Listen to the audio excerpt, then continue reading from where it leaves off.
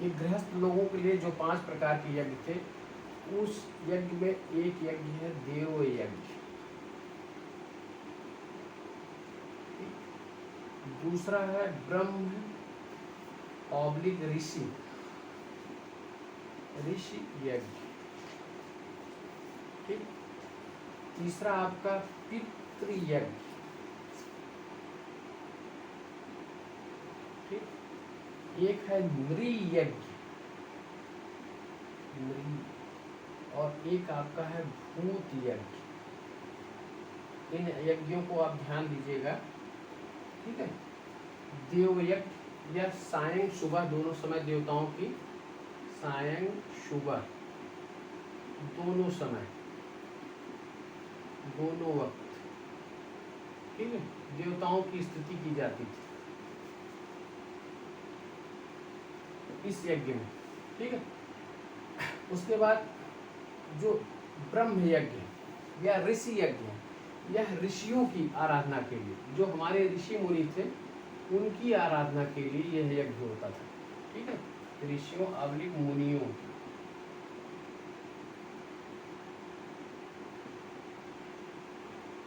आराधना, ठीक है। इसके बाद पितृ यज्ञ आपका आता है। पितृ यज्ञ पितरों के लिए, जो पूर्वज हमारे थे, पितरों के लिए यह यज्ञ संपन्न होता था, ठीक। नृ यज्ञ हमारे अतिथियों के लिए संपन्न किया जाता था, अतिथि के लिए, अतिथियों के लिए। और भूत यज्ञ हमारे उस पशु पक्षी आदि के लिए, ठीक है, यह भूत यज्ञ संपन्न के लिए, यानी कि देव यज्ञ, ब्रह्म यज्ञ ऑब्लिक ऋषि यज्ञ या ब्रह्म यज्ञ कहा गया या ऋषि यज्ञ कहा गया, फिर पितृ यज्ञ, नृ यज्ञ और भूत यज्ञ। यह गृहस्थ लोगों के लिए यह 5 प्रकार के यज्ञ बताए गए। जो देव यज्ञ है उस यज्ञ को अग्निहोत्र यज्ञ भी कहा जाता था, अग्निहोत्र यज्ञ, देव यज्ञ। इसमें 5 प्रकार की आहुति दी जाती थी, जैसे कि यज्ञ में आपके जौ और आपके चावल, ठीक है, चावल और घी आदि की आहुति यहाँ पर दी जाती थी, अग्निहोत्र यज्ञ। इसको कहा जाता था देव यज्ञ, ठीक है। इसके बाद और भी महत्वपूर्ण यज्ञ थे जो उस समय संपन्न होते थे उत्तर वैदिक काल में। उस वैदिक काल में जो यज्ञ होते थे उसमें एक महत्वपूर्ण यज्ञ था आपका दर्श यज्ञ।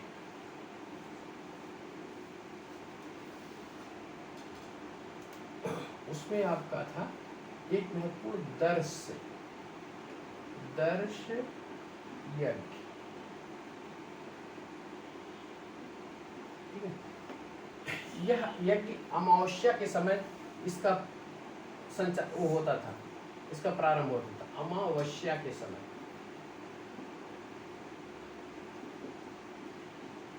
इस यज्ञ में आपके अग्नि प्लस इंद्र की पूजा होती थी,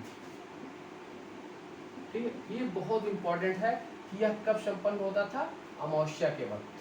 और दूसरा एक महत्वपूर्ण यज्ञ था पूर्णमास यज्ञ, पूर्णमास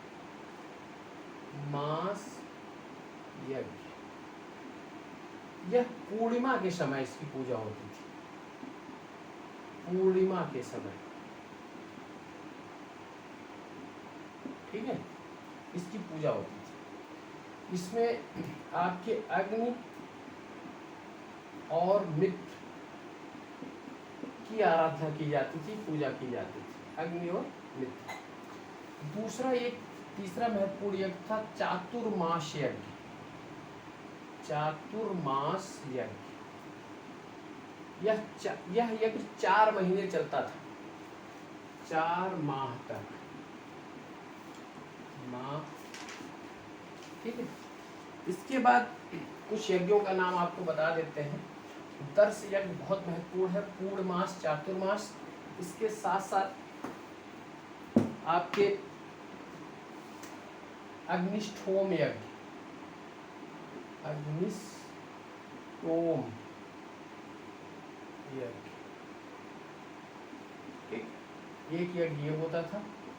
और यह यज्ञ 5 दिनों तक चलता था, 5 दिनों तक।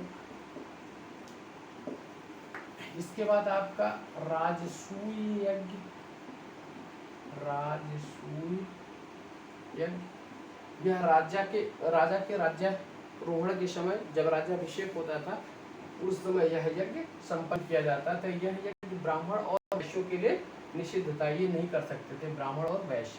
इसके बाद अश्वमेध यज्ञ, अश्वमेध यज्ञ। अश्वमेध यज्ञ के विषय में आप लोगों को पता होगा कि इसमें एक घोड़ा छोड़ा जाता था जो मुख्य रहता था, उसके साथ साथ अन्य घोड़े रहते थे और साथ साथ 400 सैनिकों का एक दल भी रहता था। यह घोड़ा जितने एरिया में आपको ये विचरण करके आता था वह एरिया उस राजा का माना जाता था। यह अश्वमेध यज्ञ होता था। इसके साथ एक वाजपेय यज्ञ, वाजपेय यज्ञ, इसमें रथ दौड़ का आयोजन किया जाता था, ठीक है।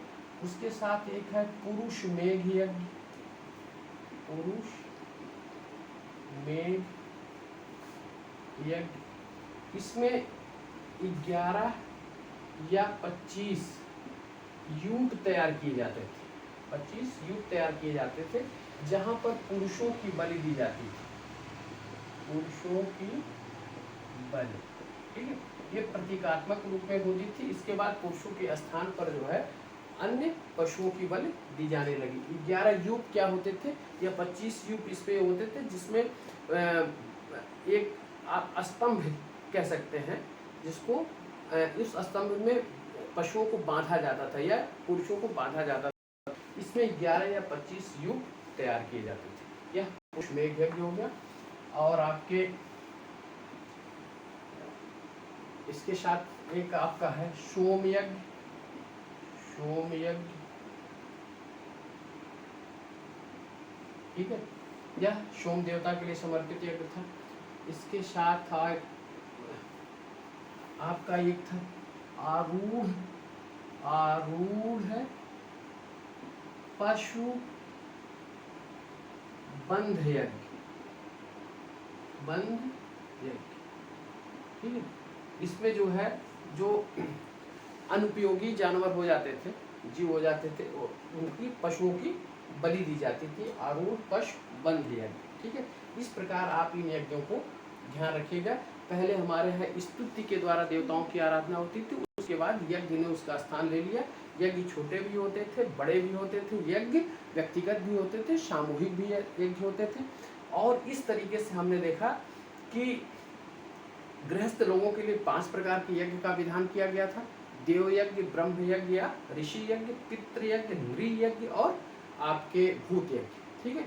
और उसके बाद जो महत्वपूर्ण यज्ञ है आपके दर्श है, और उसके बाद पूर्णमास यज्ञ है, चातुर्मास यज्ञ है, और आपका अग्निहोत्र यज्ञ है, और फिर उसके साथ साथ आपका वाजपेय यज्ञ है, अश्वमेध यज्ञ है, और राजसूय यज्ञ है, और पुरुष मेघ यज्ञ। ये महत्वपूर्ण यज्ञ की हमारी विधियाँ थी। अब हमने वैदिक काल के धर्म के विषय में चर्चाएं काफ़ी कर ली, ठीक है। आप लोगों को समझ में आ गया होगा।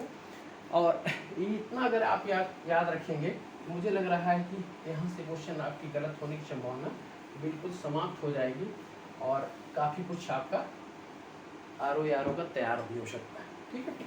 अब हम देखते हैं कि जब वैदिक कालीन हमारा समापन होता है, उसके बाद 6ठी शताब्दी ईसा पूर्व में, ठीक है। अब हमारी जो यात्रा थी, वैदिक आर्यों की यात्रा थी, वो कहाँ से थी? जन से लेकर जनपद, और जनपद से लेकर महाजनपद, ठीक। इसके बाद हमारे जो राजवंश आते हैं, राजवंश के बाद सम्राट आते हैं, साम्राज्य की आती है मौर्य वंश के समय। अब हम महाजनपद, एक महत्वपूर्ण टॉपिक आपके है, जो 6ठी शताब्दी ईसा पूर्व बुद्ध के उदय के पूर्व ये महाजनपद का उल्लेख हमारा प्राप्त होता है। तो आज हम इस पे थोड़ी चर्चा कर लेते हैं कि महाजनपद, महाजन 6ठी शताब्दी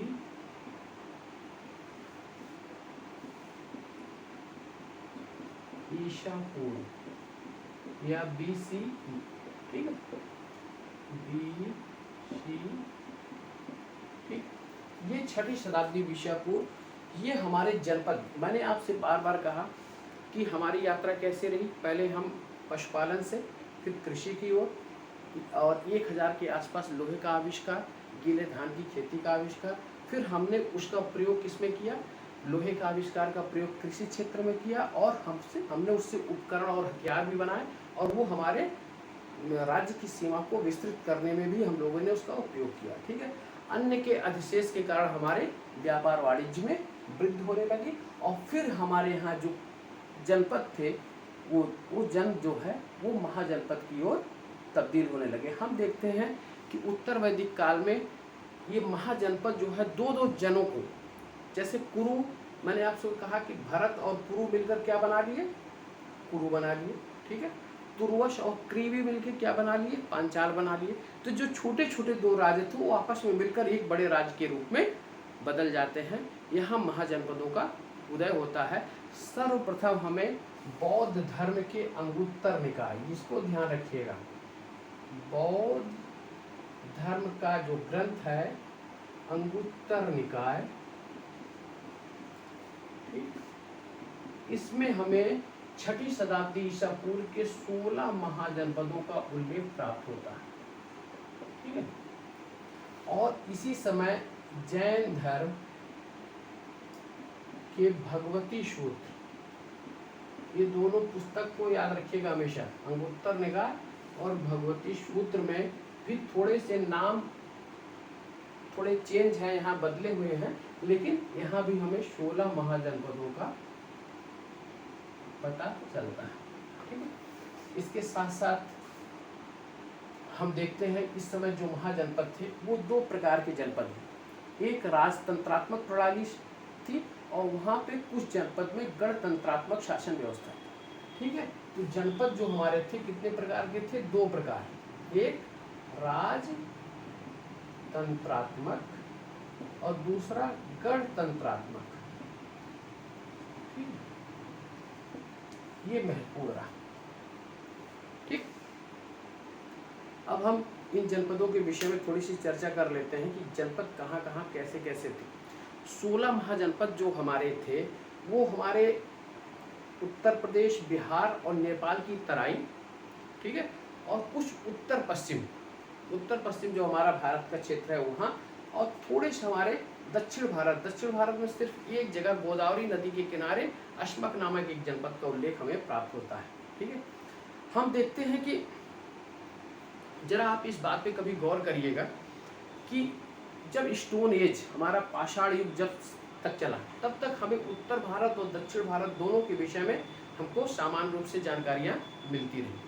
लेकिन उसके बाद हम देखते हैं कि जहाँ सभ्यता का विकास की बात आती है तो वहाँ उत्तर भारत काफ़ी आगे निकल जाता है और दक्षिण भारत के विषय में हमें उसकी जानकारी नहीं प्राप्त होती। क्यों ऐसा है, आप लोग कभी विचार करेगा ऐसा क्यों है। हम जितने भी राजवंशों की चर्चा करते हैं हम सब उत्तर भारत के, दक्षिण भारत में, जबकि दक्षिण भारत का पहला जो हमारे पाषाण उपकरण खोजे गए थे वो दक्षिण भारत से खोजे गए। रॉबर्ट ब्रुसफूट ने 1863 में मद्रास के पलवरम नामक स्थान में, उसके बाद वहाँ पे अत्तिरपक्कम नामक स्थान पर, ठीक है, यहाँ पे भी खुदाई हुई। तो हमारे स्टोन एज तक ये दोनों समान रूप से उत्तर भारत दक्षिण भारत चलते रहे।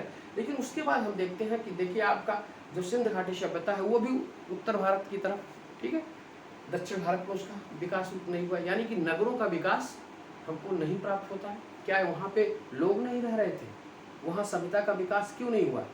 उसका एक प्रमुख कारण ये नज़र आता है कि वहाँ की जो उत्तर भारत की जो हमारे स्थितियाँ थी, ठीक है, यहाँ के इलाका काफ़ी फर्टाइल इलाका था, ठीक है, और यहाँ पे हमें तमाम प्रकार की जो नदियाँ प्राप्त होती हैं, ठीक है, और नदियों के द्वारा वहाँ की उपजाऊ भूमि, ठीक है, उपजाऊ भूमि पर होने की वजह से यहाँ जनसंख्या का बसाव हमारा काफ़ी अधिक रहा। हम देखते हैं नदियों की तरफ हमारी सभ्यता सर्वप्रथम विकसित हुई है। ठीक है, इसलिए उनको सारी आवश्यकताओं की सामग्री वहाँ पे मिल जाती थी। उन्हें जल का उपयोग हो जाता था, सिंचाई के लिए उन्हें जल प्राप्त हो जाता था, और उस जल के कारण जो स्थिति थी वो काफ़ी उपजाऊ मिट्टी हमारी मिल जाती थी। इसलिए हमने देखा कि उत्तर भारत की तरफ ही सभ्यता का विकास हुआ। दक्षिण भारत में क्या था, पथरीली जमीन थी। ठीक है, और वहाँ इस तरीके से बसावट हमको इसलिए नहीं प्राप्त हुआ कि वहाँ कोई फर्टाइल हमको एरिया उस समय नहीं मिलता। इसलिए हमारा उत्तर भारत और दक्षिण भारत दोनों का जो विकास है वो अलग हो जाता है। ठीक है, तो हम देखते हैं कि जब भारत का इतिहास पढ़ते हैं, सिंधु सभ्यता पढ़ते हैं तो भी उत्तर भारत उत्तर पश्चिम, वैदिक सभ्यता पढ़ते हैं तो भी उत्तर भारत उत्तर पश्चिम। कहा जाता है कि वैदिक सभ्यता का दक्षिण भारत की तरफ प्रसार किसने किया था, अगस्त ऋषि ने किया था। ये भी एक इम्पोर्टेंट क्वेश्चन है।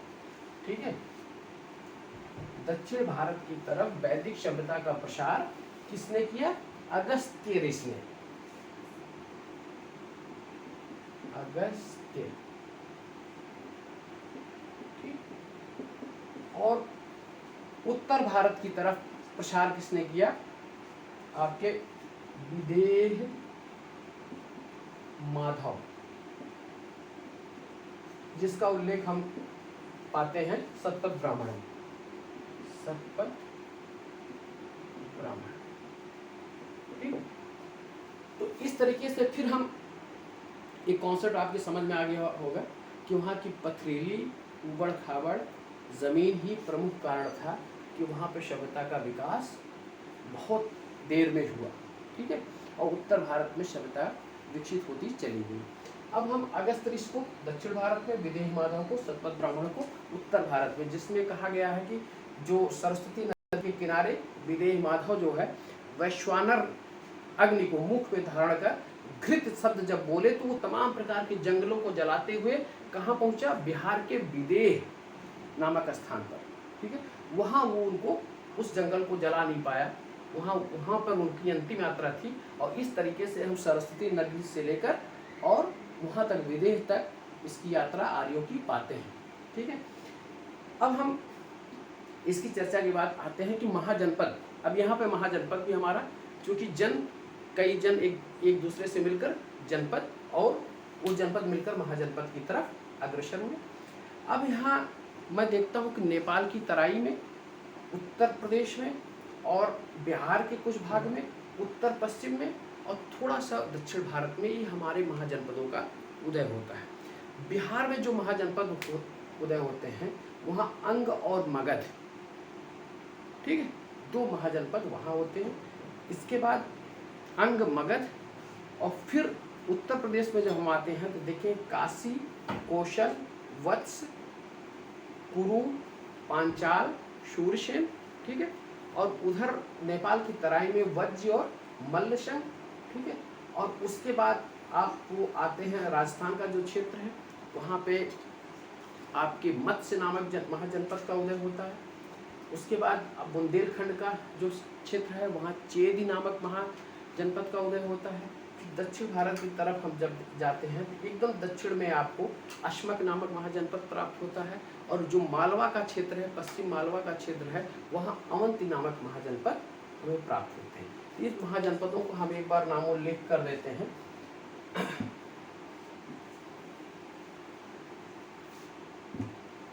आपका